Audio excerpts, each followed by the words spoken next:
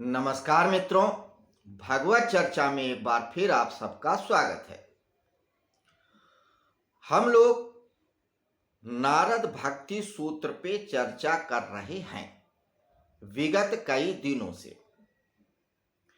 नारद भक्ति सूत्र में महर्षि नारद जी ने भक्ति कैसे की जाए, भक्ति क्या होती है, भक्ति के फल क्या होते हैं, भक्ति पे तमाम विद्वानों ने क्या क्या कहा है और उन विद्वानों की क्या परिभाषा है,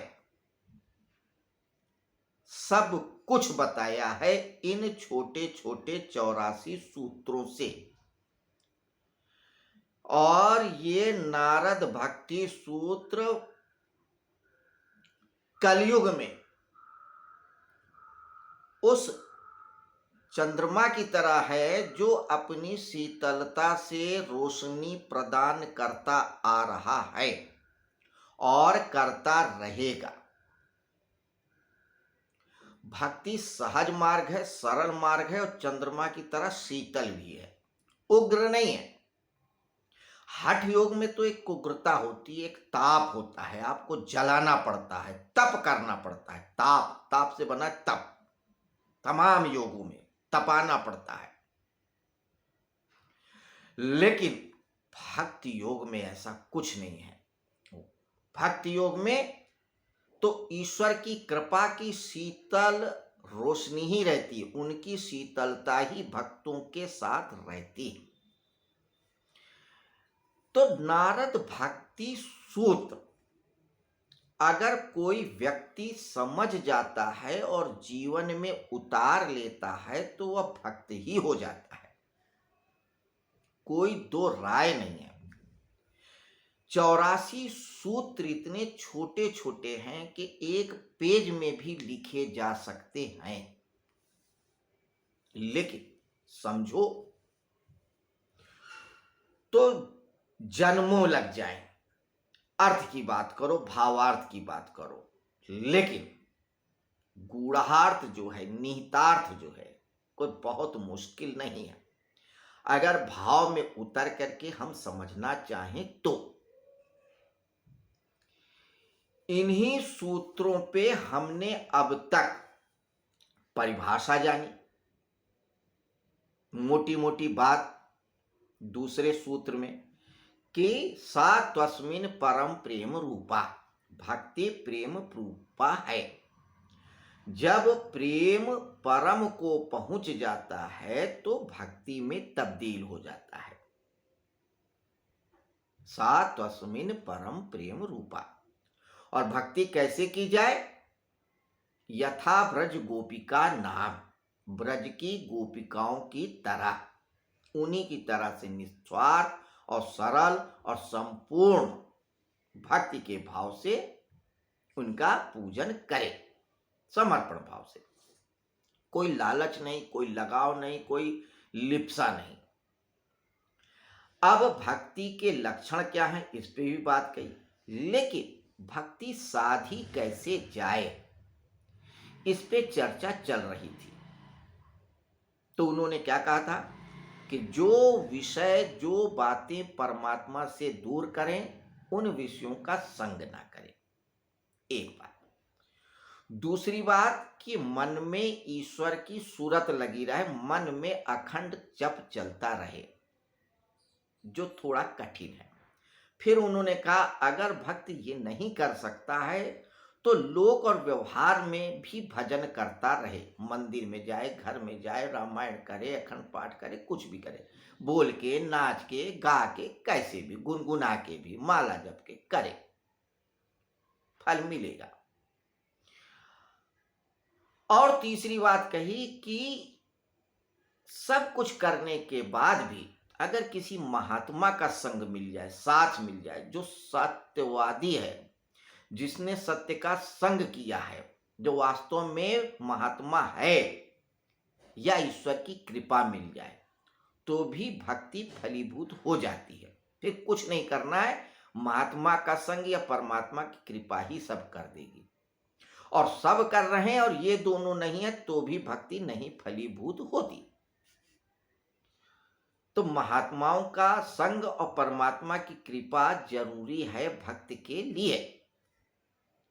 इसी से संबंधित दूसरा सूत्र है, दूसरा यानी कि 39वां सूत्र जिस पे बात करेंगे। तो 39वां सूत्र क्या कहता है, सुनिए थोड़ा गौर से। सूत्र कहता है, महत् संगस्तु दुर्लभो अगम्यो अमोघश्च। महात्माओं का संग और ईश्वर की कृपा से भक्ति फलीभूत होती है, लेकिन इन महात्माओं का संग ही बड़ा दुर्लभ है। इतना आसान नहीं है कि आप बाजार गए और ढूंढ लाए, या किसी से पता पूछा भैया महात्मा जी कहाँ रहते हैं, आप गए और दरवाजा खटखटाए, वो निकल गए, आपको गले से लगा लिया कि भैया आप भक्त हो जाओगे। ऐसा नहीं है। और ऐसा भी नहीं है कि आप गए रसीद कटवाई और उनके यहाँ का टोकन दिया और आपने जो है दीक्षा की फीस जमा की और आपको महात्मा मिल गए, आप भगवत हो गए। नहीं, ये कोई कुंडलिनी जागरण नहीं है कि आप गए उन्होंने शक्तिपात कर दिया और आपकी कुंडलिनी जागरण हो गई, या आपके जो है माथे पे अंगूठा रख दिया और आपको जो है ज्ञान प्राप्त हो गया। ऐसा नहीं है जो आजकल खेल चल रहा है कि लोग कुंडलिनी जागरण कर रहे हैं, शक्तिपात कर रहे हैं और समाधि में लेके जा रहे हैं। भक्ति ऐसा खेल नहीं है। वो तो जो सत्य महात्मा होगा सच्चा, वही कृपा कर पाएगा। गुरु वाला काम नहीं है। गुरु में तो घंटाल भी मिल जाते हैं, नकली गुरु भी मिल जाते हैं, कई बार नकली गुरु भी काम कर जाते हैं, मगर भक्ति के संदर्भ में ये नहीं होता है। जहां गुरु की जरूरत हो तो कई बार नकली गुरु भी काम कर जाता है, जैसे नकली दवाई काम कर जाती है। लेकिन भक्ति के संदर्भ में तो सच्चा महात्मा मिलेगा तभी आप भक्त हो पाएंगे, उनकी कृपा मिलेगी। अब सच्चा महात्मा मिलना बड़ा मुश्किल है। अव्वल वो बाजार में रहते ही नहीं, उन्हें बाजार से क्या काम, उन्हें तो परमात्मा से काम है। परमात्मा के भजन में लगे रहते हैं, चाहे वो घर में हो, चाहे बाजार में हो, चाहे जंगल में हो, चाहे अकेले हो, चाहे भीड़ में हो, वो अपने में मगन रहते हैं। तो ऐसे महात्माओं को पहचानना बड़ा मुश्किल होता है। कई बार मिलते ही नहीं, समाधि में नहीं रहते, समाज में रहे भी तो अपने आप को छुपा के रखते हैं। वो दिखाते ही नहीं है कि हम बहुत बड़े भक्त हैं, बहुत बड़े ज्ञानी हैं, बहुत बड़े महात्मा है। उनको पहचानना पड़ता है, उनको ढूंढना पड़ता है, उनके लिए रोना पड़ता है, उनके लिए गाना पड़ता है, उनके लिए अपने आप को तैयार करना पड़ता है, तब कहीं मिलते हैं। इतना आसान नहीं है। इसीलिए वो कह रहे हैं कि महत् संगस्तु दुर्लभो अगम्यो अमोघश्च, कि महात्माओं का संग दुर्लभ है, अगम्य है और अमोघ है। तीन विशेषण कहें। दुर्लभ, जिसका लाभ मिले ही ना, बड़ी मुश्किल से मिले। अगम्य, ऐसी जगह रहते हैं जहां जाया ही नहीं जा सकता, कहीं किसी गुफा में, किसी कंदरांगे, किसी पहाड़ में, किसी कमरे में, किसी मंदिर में छुपे होते हैं, ढूंढना ही मुश्किल होता है। और अमोघ, ऐसा नहीं है कि आप गए और कहीं मिल जाए, तो इतना कठिन होता है। यही बात भगवत गीता में भगवान श्री कृष्ण भी कहते हैं कि हजारों हजार व्यक्तियों में कोई एक व्यक्ति होता है जो परमात्मा की तरफ प्रेम करता है, भक्ति करता है, लगता है। उन हजारों हजार जो व्यक्ति होते हैं जो परमात्मा की तरफ उन्मुख होते हैं, उनमें से कोई एक सिद्ध होता है। उन सिद्धों में भी कोई कोई मुझको तत्व से जानता है, और जो तत्व से जानता है वही महात्मा है, वरना तो वो महात्मा नहीं, वो भी ऐसा ही है, साधक हो सकता है, सिद्ध नहीं होगा वो। तो सिद्ध ढूंढना बड़ा मुश्किल है, बहुत मुश्किल है। तो सिद्ध को पाने के लिए पात्रता पैदा करनी पड़ती है। वो पात्रता होती है सहजता से, सरलता से, समर्पण से। तो कुल मिला के इस सूत्र का यही कहना है कि अगर आपको भक्ति करनी है तो सहज होना पड़ेगा, सरल होना पड़ेगा, समर्पित होना पड़ेगा, रोना पड़ेगा, गाना पड़ेगा, बिल्कुल अपने आप को समाप्त करना पड़ेगा, तब कोई सिद्ध मिलेगा, महात्मा मिलेगा, परमात्मा मिलेगा और आपको भक्ति का लाभ मिलेगा। ऐसा नहीं होता है कि आपने थोड़ी सी मेहनत किया, 2-4 किताबें पढ़ लिया, 2-4 घंटे ध्यान कर लिया या किसी मठ में चले गए, मंदिर में चले गए और आपको महात्मा मिल जाए और वो आपके ऊपर कृपा कर दें। ऐसा नहीं होता है, बिल्कुल भी नहीं होता है। ये 39वें सूत्र में नारद मुनि कह रहे हैं, मैं नहीं कह रहा हूं।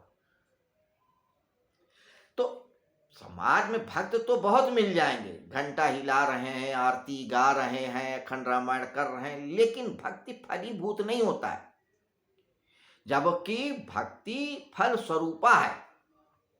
भक्ति फल स्वरूपा है, ये हम लोगों ने पिछले के सूत्र में जाना है, नारद मुनि ने खुद कहा है। नारद ही नहीं, बहुत सारे ऋषियों ने भी कहा है, ये फल रूपा ही है, फल देती है, ये बीज नहीं है कि बोगे, निराई करोगे, गुड़ाई करोगे, धूप दोगे, हवा दोगे, पानी होगे, फिर अंकुर आएगा, फिर पेड़ बनेगा, फिर फूल खिलेगा, फिर फल मिलेगा, फिर तोड़ेंगे तब हमको मिलेगा। नहीं, आपने समर्पण किया, सहजता से, सरलता से, इधर और उधर फल मिला, लेकिन ये तभी मिलेगा जब महात्माओं का संग होगा, ईश्वर की कृपा होगी, जो कि दुर्लभ है।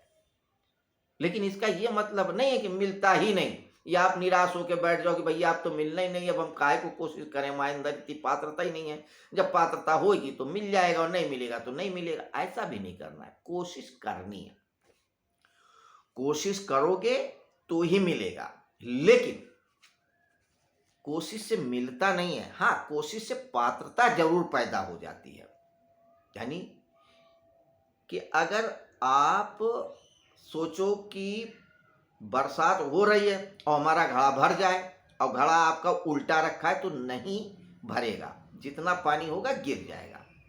पात्रता पैदा करने का मतलब आप घड़ा को सीधा कर दें, बादल बरसेगा तो घड़ा भर जाएगा, बादल नहीं बरसेगा तो घड़ा नहीं भरेगा। आप घड़ा कितना भी खाली हो भरेगा ही नहीं। बारिश का होना जरूरी है, यानी ईश्वर की कृपा, महात्माओं की कृपा होना जरूरी है। कृपा होगी तो ही आपकी पात्रता में भक्ति भरेगी, आएगी। तो कोशिश से सिर्फ पात्रता पैदा होती है, भक्ति नहीं होती है। भक्ति तो सिर्फ पात्रता पैदा कर लोगे तो ऑटोमेटिक हो ही जाएगी।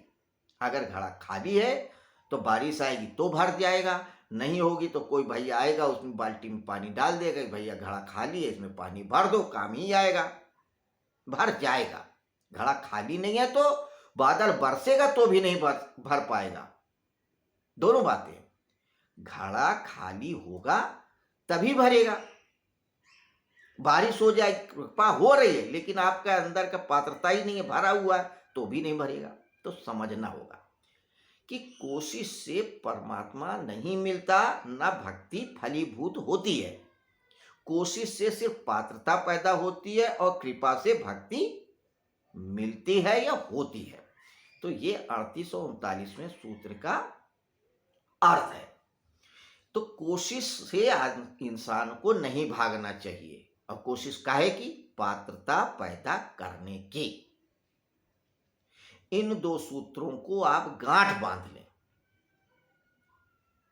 84 सूत्र ना पढ़ें, भगवत गीता ना पढ़ें, ब्रह्म सूत्र ना अध्ययन करें, कोई जरूरत नहीं ब्रह्म सूत्र पढ़ें। बड़े बड़े ग्रंथों को संदर्भ लेकर के उन छोटे छोटे सूत्रों को समझना, फिर ये विद्वान ये कहता, वो विद्वान ये कहता, इन सब झमेले में ना पढ़ के सिर्फ यही 2 सूत्र साध ले,